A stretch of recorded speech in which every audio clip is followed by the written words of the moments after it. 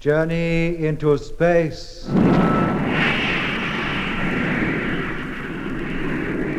The BBC presents Jet Morgan in The World in Peril.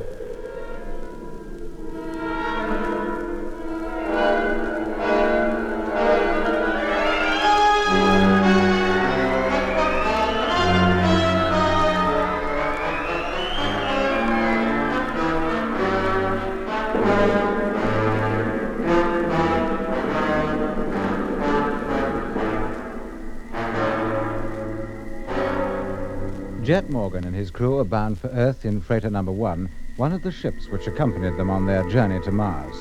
But the Martian invasion fleet, also on its way to Earth, overtook the freighter and a party of condition types attempted to board it. But as Doc had disconnected the outer door circuits, they were unable to get into the ship and had no choice but to return to the asteroid from which they'd come. Then it was noticed that the gravitational pull of the huge asteroid was slowly attracting the freighter towards its surface, and shortly afterwards, a strange voice was heard on the freighter's radio receiver. That can only be another of those electronic brains. Well, of course it is. What else would it be? You think so? Aye, I thought you'd given up talking altogether. What did that remark mean exactly, Mr. Evans? That is not the voice of an electronic brain. Hey, listen. Do you hear anything? Anybody? If it's not an electronic brain, what is it? You'd better lie down, Jet. We must be very close to the surface by now. Answer me, Mr. Evans. What is it? That noise. Are you all deaf? Doesn't anyone hear a noise? Yes, I can hear it, Lemmy. As plainly as I hear you. And it's getting louder. I'll swear it. Evans, answer my question. If you have any questions to ask me. What was that, Lemmy? I didn't say anything, Jet. Yes, you did. I distinctly heard you. But I didn't. Of course you didn't. It was me you heard. Oh, Mother. What's happening? Jet, get down. We're nearly on the deck. Lemmy, what are you playing at? Oh, I must be sick. Very sick. I must be going off me rocker. Not so sick as you might be if you don't listen to me. What on earth is going on? Look out, we're about to hit the deck. Jack, get down, for Pete's sake. Jet, look out. Oh! Steady, Lemmy. Well, at least she's still standing upright. No, she's not. We're toppling. We're going to fall over. Oh, no. Get over to that wall. Have we time? Not if we're going to argue about it. She'll go down in slow motion. We're quickly. We can use our beds as shock absorbers. Now, come on. Come on. Go. Now, relax. Relax and we'll be okay.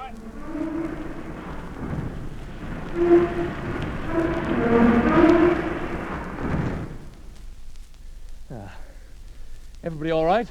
Yes, Jet, I think so. Oh, me too. Yeah, if this had happened down on Earth, we'd have all been killed for certain. It was quite a hefty bump all the same. One eye shook the living daylights out of me. How about you, Mr. Evans? I'm all right. And get up on your feet. All of you. Let me see if the radio's been damaged. All right, but how can I work with a cabin all skew if what was a wall is now the ceiling, and what was the ceiling and floor are now walls? You can still reach the radio, can't you? Yes, mate. And get on with it. Yes, mate. Meanwhile, there are a few things I'd like to know, which you can tell me. Me? What things? This asteroid we're on, Well, it's the biggest one we've seen. It must be a very special one. it is. It's the flagship, as you might say, of the whole fleet. The nerve center? Possibly. Then whoever gave you your orders when you were in command of 734 might well be aboard it. Almost certainly. Martians? How should I know? I've never been inside a Martian ship of that size, and I've never seen a Martian, or knowingly spoken to one. No one has that I'm aware of. That voice we heard talking just before we touched down. It sounded like Control down on Earth. I know, but it couldn't have been. It was far too strong. Yeah, and it had a most peculiar quality about it. What's your opinion, Mr. Evans? What is your opinion? I have no opinion. Look, what do you hope to gain by playing dumb? I'm in trouble enough letting you escape from 734. You want me to jeopardize my position even further? You're still scared of what the Martians might do to you if they recapture you. They're bound to recapture us. How can we escape? Oh, stop thinking of your own skin and answer my questions. What if I refuse? Then you'll be put outside, where they can pick you up at their leisure. All right. I'll answer your questions, if I can. That's more like it. Now, could that have been the voice of a Martian talking to us? No more than that electronic brain you wrecked was a Martian. That brain received messages from outside, which you said came from the Martians. It translated them into speech. That was the way you received your orders. Yes. But you never at any time had any direct contact with a Martian. No. Why not? It is said that Martians cannot speak. Not in the way we understand. That's why the electronic brains were designed. They are the only medium by which contact with Earthmen, conditioned or otherwise, can be made. But that doesn't explain why that voice sounded like that to the operator down on Earth. No. Or the voice of Lemmy. And it was definitely the voice of Lemmy coming out of our receiver. Now, how can you account for that? I can't account for it. I wish I could. Hold it, Jet. Lemmy's coming over. All right, Mr. Evans. That'll do for now. I'll talk to you again later. I think we've had it, Jet. How do you mean? Well, the receiver's all right, but the transmitter's definitely on the blink. It doesn't work? It works, but only on low output.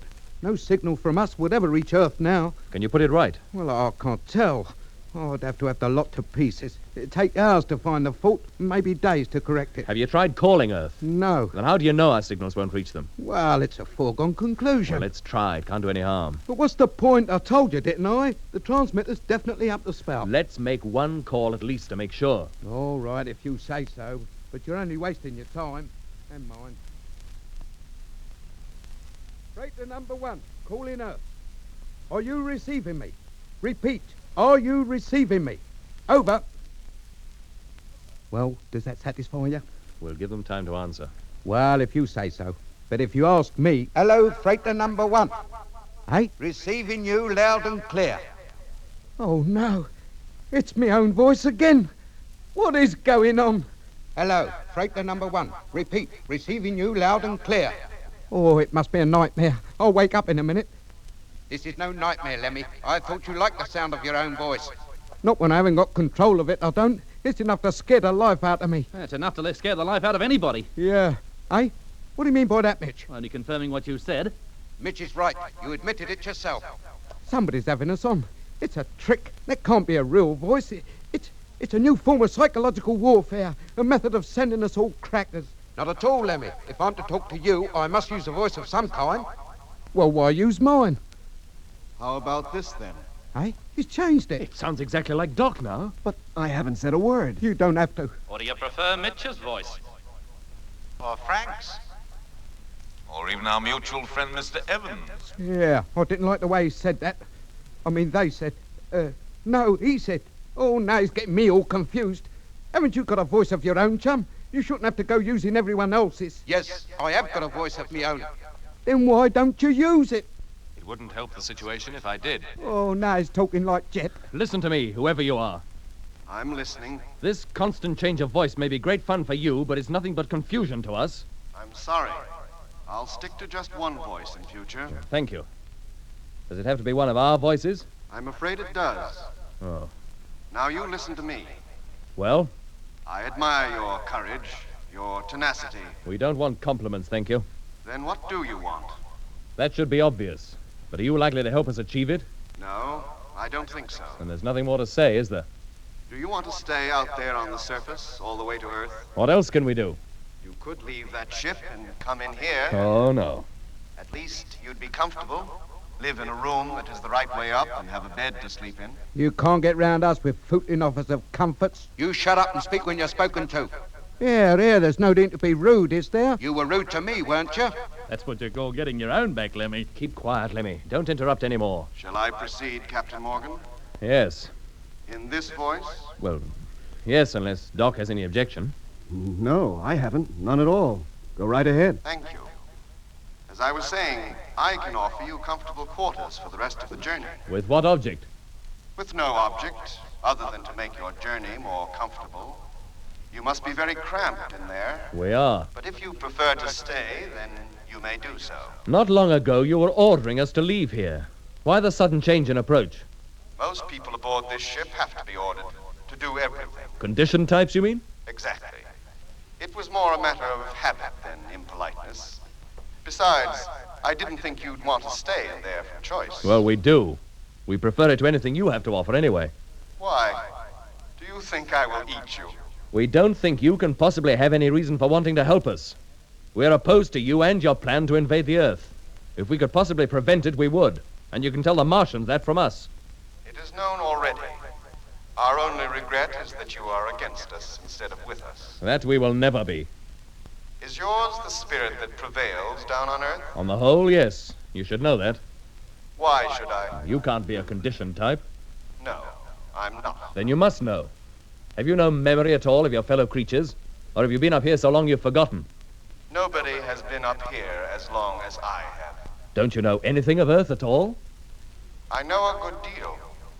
I know of its green hills, its forests, its seas, its temperate climates. The Earth is a beautiful planet, in the flower of its youth.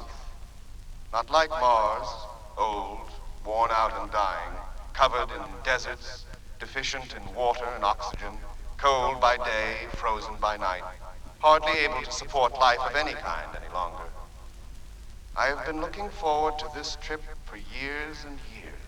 You make Earth sound like a regular paradise, chum. It is, and will remain so, if the people who inhabit it know how to take care of it. You think they don't? They don't act as though they do. Their planet will die soon enough without their hastening its end. A millennium ago, it was the same on Mars. Too late did the Martians learn. By the time they did, a fruitful world was rapidly turning into a desert. Animal life all but disappeared. The intelligent, thinking beings took to living underground. The rest perished. The deterioration continues with frightening rapidity. Soon Mars will support no kind of life whatsoever. The time has come to get out, to find a new abode. The Earth. It is the only place. And you'd help the Martians to take it, to betray your own kind. Who do you think I am, Captain Morgan? Well, that's obvious, isn't it? You're the commander of this asteroid, and of the smaller ones that accompany this one. I am more than that. I am the commander of the whole fleet. What? Well, how long have you been working for the Martians? All my life. 300 years. Lord, Rip Van Winkle. 300 years? Martians live a long time, by Earth standards. What was that? You mean you're one of the Martians yourself? No. I am the Martian. You mean the chief, the head one, whatever you like to call it? No. I am the Martian. There is only one, and I am he. The only one there is left.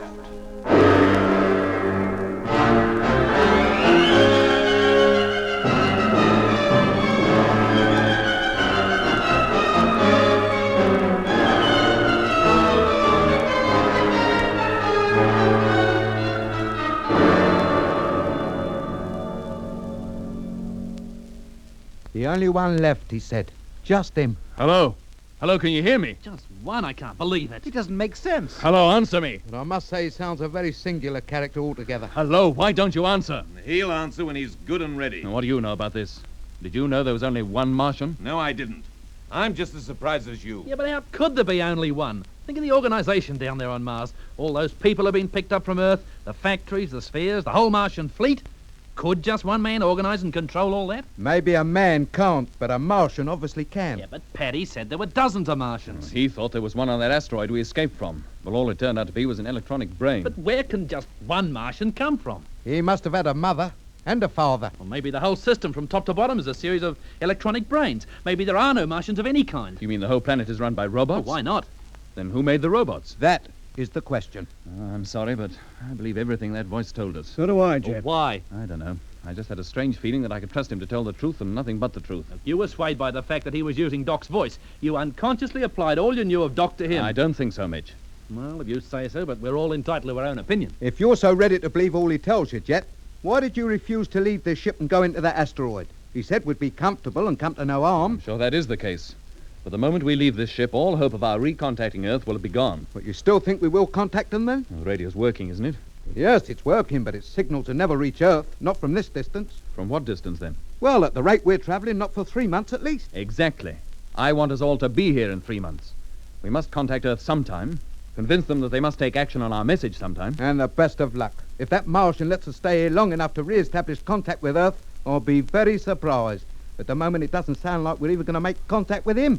That's where you're wrong, mate. Eh? Oh, he's here. He's back. I never went away. Hello, can you hear me? Yes, Captain Morgan, I can. And you have to use my voice to tell him. Sorry, I forgot. I promised to stick to this one, didn't I? Thanks very much. A pleasure. Now, Captain, you were calling me, I believe. Yes, I was. Well? I didn't really have anything to say, but the news that you were the only Martian in existence came as rather a shock. I just wanted to confirm that we had heard you correctly. You did. Well, if you don't mind us asking, what happened to all the others? There have been no others for a long time. But this plan to invade the Earth, did you instigate that? Oh, no. That has been in existence for nearly 500 Earth years. There were many Martians then. Well, what happened to them? When a planet dies, every living thing connected with it dies also.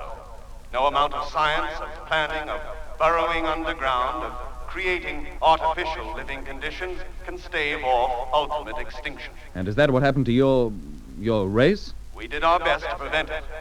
We lived underground for centuries, but that didn't solve our problem. The few of us that were left soon realized that our only hope lay in moving lock, stock, and barrel to a new planet. So we did.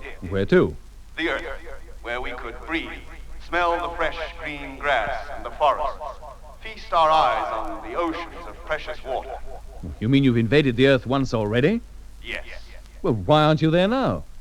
We made the mistake of landing on Earth peaceably. You see, until that time, we had surveyed the planet only from a distance.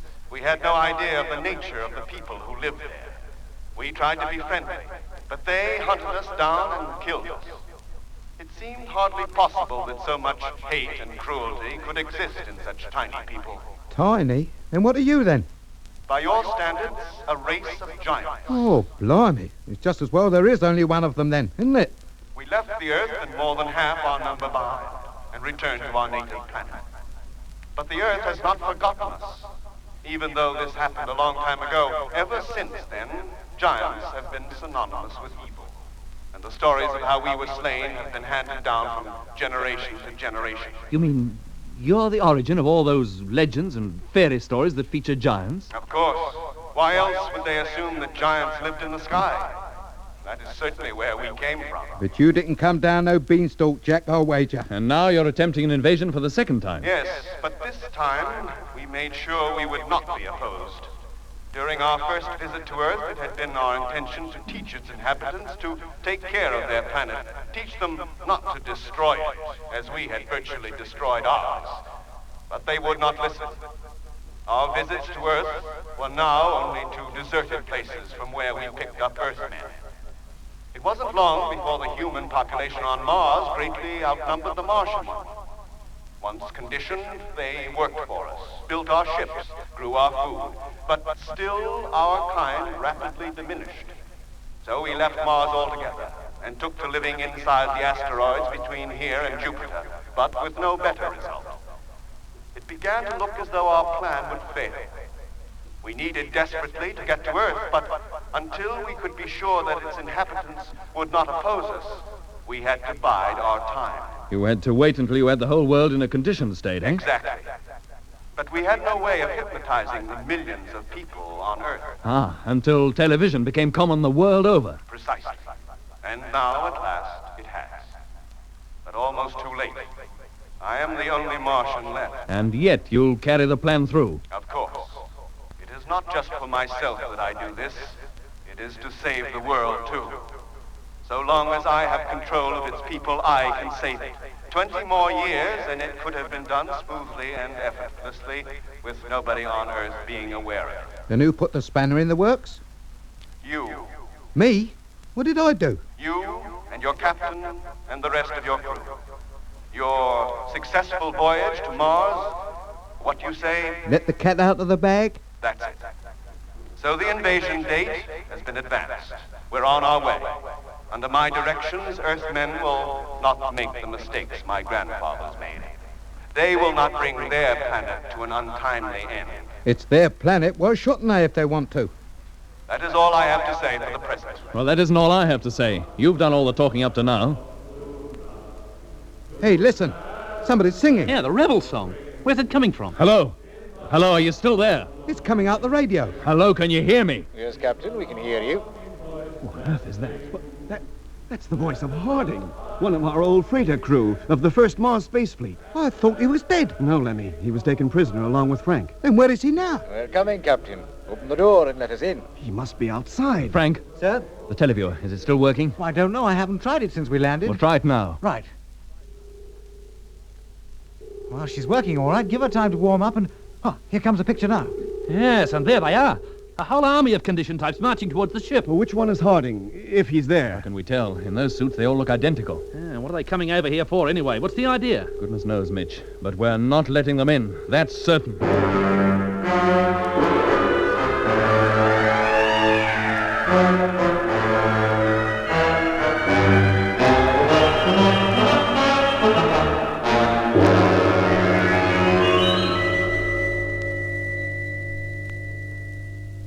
Captain Morgan. Yes, they're outside now. Must be a couple of hundred of them at least. Leave your radio on and we can hear you. Can you hear me? Yes, what do you want? Put on your suits and come on out. We don't wish to come out, thank you. Why not? Can't be very comfortable in there with your ship lying on its side. It's far from comfortable, but we prefer to stay. We're just being stubborn. Come on out. We are not coming out. Then I'm afraid we have no choice but to come in. There, what did I tell you? I knew they'd prize us out of here sooner or later. You don't think getting in here is that easy, do you? Those outer doors are pretty thick. It'll take a month to cut through them. Not with Martian equipment, it won't. They'll be through those doors in virtually no time at all. Is that the truth? An hour or so from now, we'll tell you whether I'm telling the truth or not. Blimey, they've started. They're working on the main door. If you'll take my advice, Captain Morgan, you'll order your crew to put their spacesuits on. When they start cutting through the inner door, every scrap of air in this place will disappear and leave the cabin a vacuum. They have 2 doors to cut through before that happens. Now, out of my way. I want to get to the radio. Hello?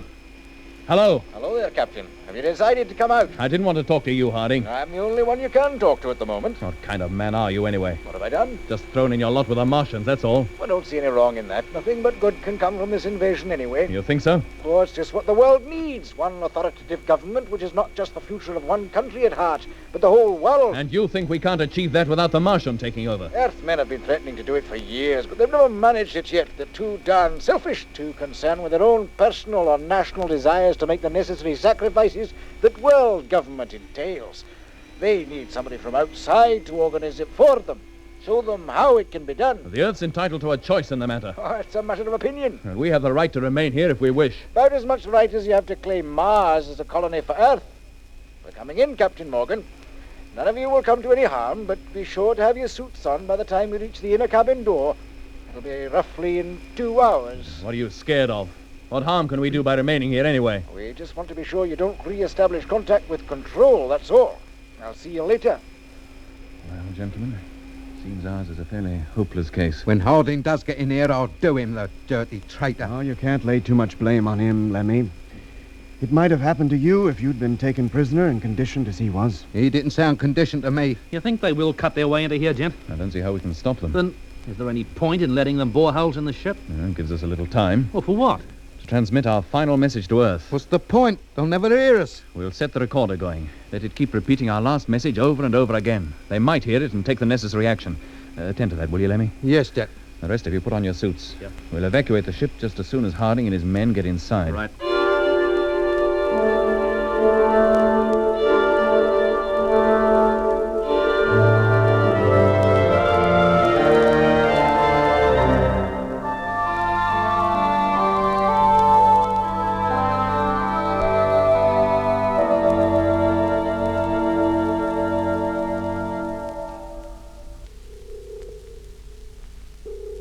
Hey, Jet. Yes, Frank? They're through the main door now. They've cut a great gaping hole in it. It took them just 45 minutes. Mind yourself, Mitch. Let me get to the screen. Sure. There, sir. See? I could hardly miss it, could I? A couple of them have already entered the airlock, carrying those little gun-like tools with them. Are they what they used to cut their way through the door? Yeah. Very well, gentlemen. Fasten your helmets and test your radios. Here they go. They haven't wasted any time, have they? Helmet fastened. Testing. Okay, Doc. Frank Rogers testing. Okay, Frank. Mitch calling. Helmet fastened. Right. Can you hear me? Yes. Lemmy? How's that, mate? Fine. Hello, Captain Morgan. Harding calling.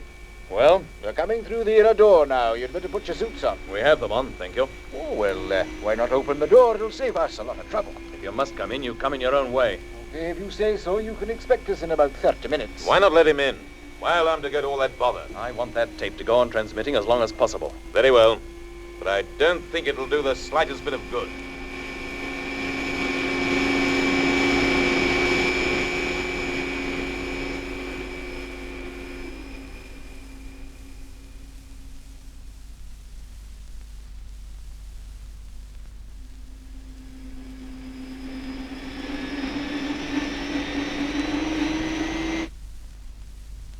that's it. They've finished. And here they come. Hello there, gentlemen. Nice to see you all looking well. Hello, Harding. I never expected to see you again, least of all in these circumstances. Oh, I'm sorry it has to be this way. I always had a great admiration for you, Captain. Thank you. You're a good crewman yourself. Well, let's not waste any time. Where are we going? Into the asteroid. I'll escort you. I'll be leaving the rest of the men here for a while to rip out the gear from the ship. What for? What use can it be to you? Nothing should ever be wasted, Captain, and that applies not only to equipment, but to natural resources, too. That'll be one of the first things people down on Earth will learn when we take over. Now, if you'll step this way, we'll get outside. You've got enough men here, Harding, haven't you? Enough to rip out a dozen ships. The more men allotted to a task, the quicker it's done. All right, boys, get in there, rip out the gear and have it transferred to main stores, then return to your individual quarters. And if you and your men will follow me, Captain, we'll get below the asteroid surface. One moment, Harding. Well, Doc? That song. The men are singing it. You can hear it over your suit's radio. But that's the rebel song. The last time we heard it, it was sung by men who were intending to revolt. Oh, don't you believe it? Every man in the fleet knows that song. He sings it because he's pleased to be going back to Earth. Who told you it was a rebel song? Paddy Flynn, but I don't suppose you ever heard of him. Oh, I most certainly have. He gave me part of my training. He even taught me that song. He had some weird notion that he had written it. But he'd been on Mars a long time. Yeah, nearly 100 years, we reckon. That'd account for it. Old age doesn't show physically on long-conditioned personnel, but it shows itself in other ways. Poor old Paddy. He just couldn't get anything right, could he? Exactly where are we heading? I told you, into the asteroid. Will we meet the Martian? That depends on what he feels about it. He seldom shows himself. But he has been known to? Oh, yes, there are one or two who have seen him. Well, what does he look like? I don't know. I've never seen him. He told us he was an ogre. Not an ogre, Lemmy, a giant. Well, that's the same thing, isn't it? Here we are. Now, hold on a moment while I open the airlock. Yeah, I don't think I want to see him. Well, in you go, all of you. As soon as she's filled up, it's quite safe to take off your helmets if you wish.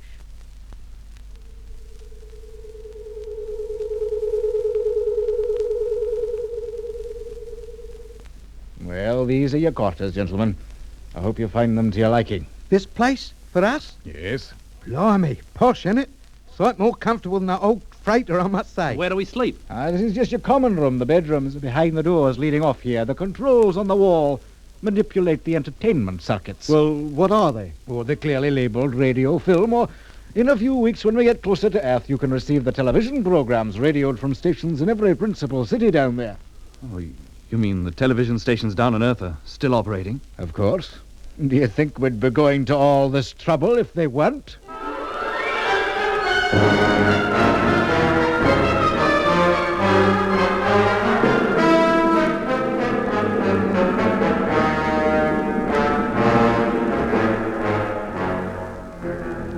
That was episode 19 of Journey into Space.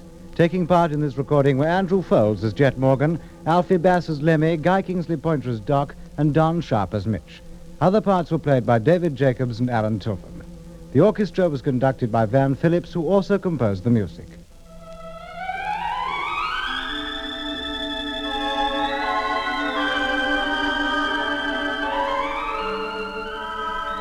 Journey into Space was written and produced for the BBC by Charles Chilton.